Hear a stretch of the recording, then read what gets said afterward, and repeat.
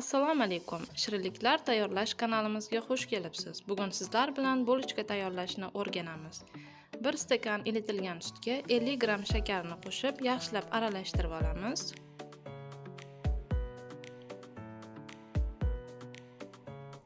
Bitta tuxumimizni solamiz. Yaxshilab aralashtiramiz.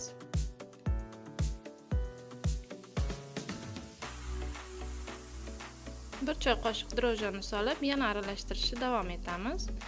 Men 300 gram unni tayyorlab qo'yganman. Unimizni o'ziga 1 choy qoshiq vanilini qo'shib olamiz.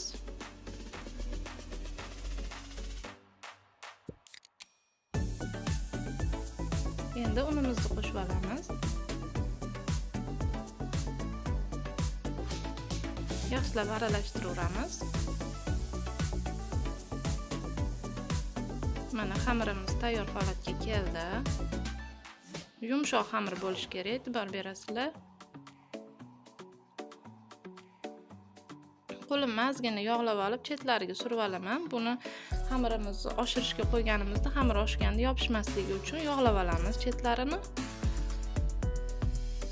Mana xamirimiz yumshoq holatga keldi. Endi xamirimizni tindirib qo'yamiz.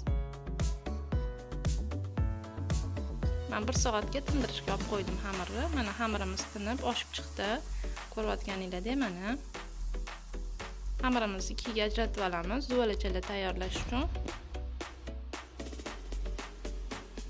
Mana men tarozida o'lchab, bir xil razmerda qilib zuvalachalarni tayyorlab oldim.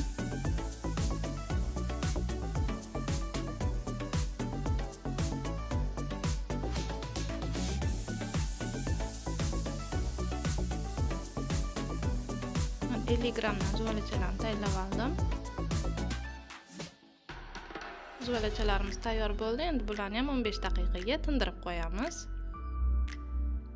Mana zuvalachalarimiz tinib oldi. Endi bularga nachinkasini solib, o'zimiz xohishimizga ko'ra bulochkani tugib chiqamiz.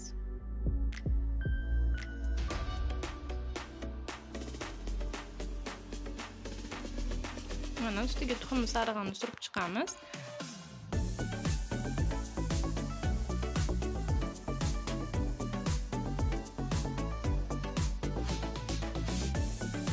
Ustiga sepish uchun men kroshka tayyorlab olganman. Un va shakar aralashmasini ustiga sepib chiqamiz.